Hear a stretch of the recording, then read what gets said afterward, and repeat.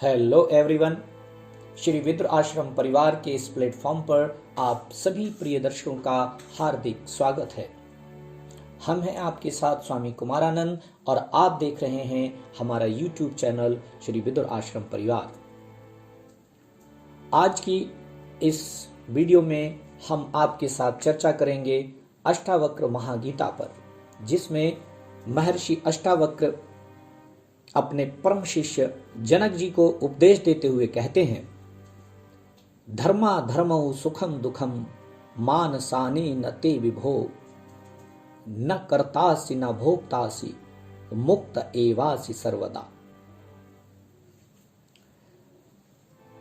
कि जनक, धर्म और अधर्म, सुख और दुख, ये सभी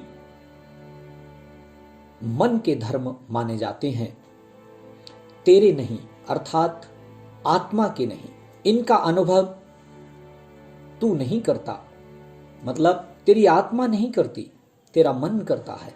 इसी प्रकार ना तू कर्मों का करता है और ना ही उनके कर्मों को भोगने वाला, तू सदा से ही मुक्त है। महर्षि अष्टावक्र बड़े ही प्रेम से अपने परम शिष्य को समझाते हुए कहते हैं कि धर्म और अधर्म ये तो सापेक्ष शब्द हैं। धर्म क्या है और अधर्म क्या है, ये निश्चित रूप से नहीं कहा जा सकता।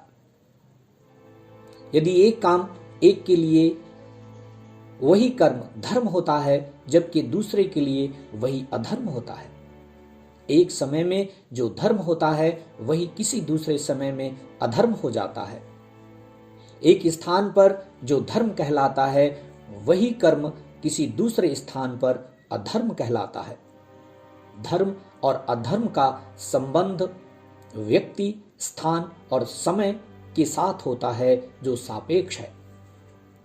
धर्म के पीछे जो बात सबसे महत्वपूर्ण कार्य करती है वो है भावना, और ये भावना तुम नहीं हो।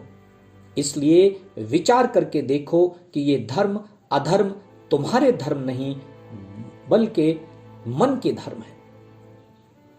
यही बात सुख दुख के संबंध में जान लेनी चाहिए कि सुख और दुख भी व्यक्ति, समय और स्थान के सापेक्ष में है, और तुम प्रत्येक समय रहते हो।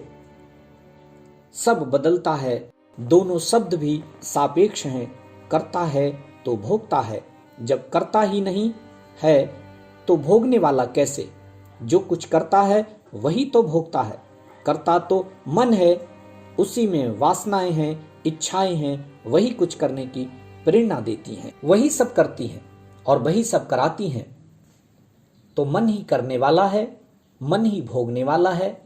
तुम तो मन नहीं हो, मन तुम्हारी शक्ति पाता है, इसलिए तुम मन कैसे हो सकते हो? मन तुम्हारा है, तुम मन नहीं। तुम्हारा मकान हो सकता है, तुम मकान नहीं हो सकते।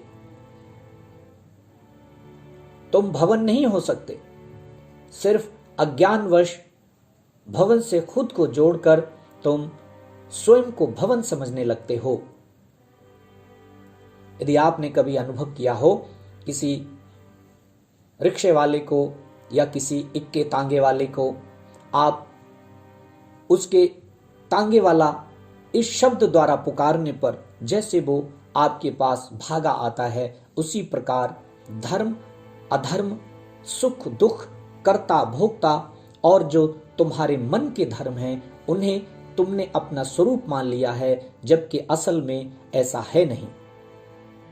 एक बात और है इस श्लोक में, अष्टावक्र जी ने जिस संबोधन का प्रयोग किया है वो भी कम विचारणीय नहीं है। वे अब तुम आदि से आगे आत्मा के रूप में शिष्य को संबोधित कर रहे हैं।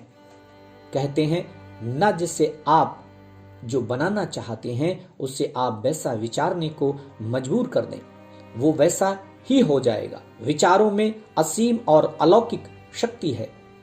महर्षि कहते हैं, हे सर्वव्यापक, तू तो सर्वत्र है, सब में व्याप्त है, इसलिए तुझे किसे पाना है?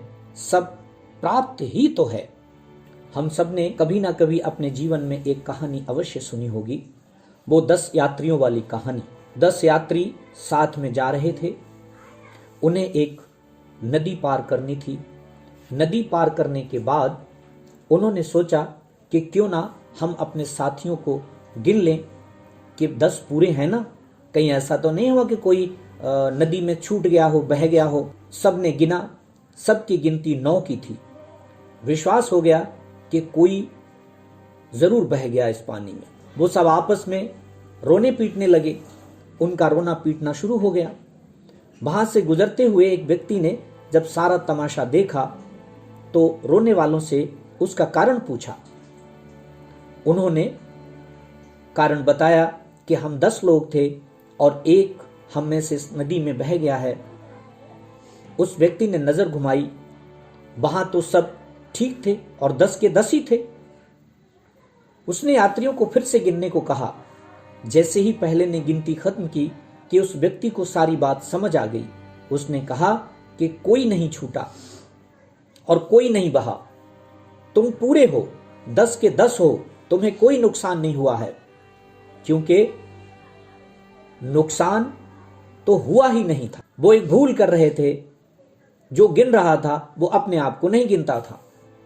इसलिए रोने धोने की बात बंद करो, तुम पूरे हो। यात्रियों को विश्वास नहीं हुआ। ऐसा कैसे हो सकता है? गलती 1 से हो सकती है, 9 से गलती कैसे हो सकती है? हम सब ने बारी बारी से गिना तो 9 ही निकले।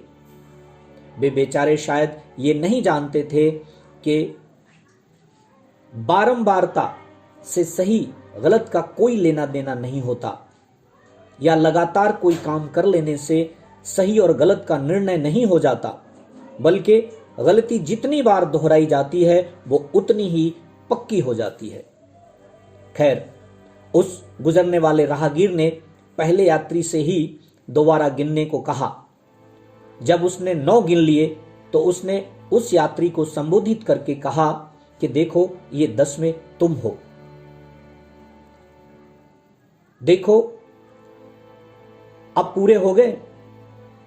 हम बाहर की वस्तुओं का गणित कितनी सरलता से कर लेते हैं, जबकि स्वयं के मामले में हम भूल कर जाते हैं। बताइए, वो जो 10वां था उसकी प्राप्ति हुई या उसकी सिर्फ स्मृति कर ली गई?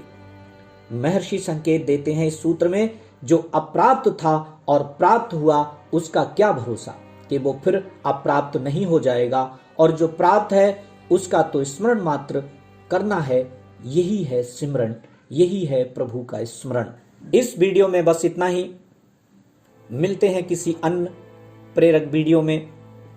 तब तक के लिए खुश रहिए, आनंद से रहिए और हमारे चैनल को सब्सक्राइब कर लीजिए। आप सभी का बहुत बहुत धन्यवाद। आप यूं ही हमेशा हंसते मुस्कुराते रहें, स्वस्थ रहें, मस्त रहें, व्यस्त रहें, पर अस्त व्यस्त ना रहें। जय श्री राम।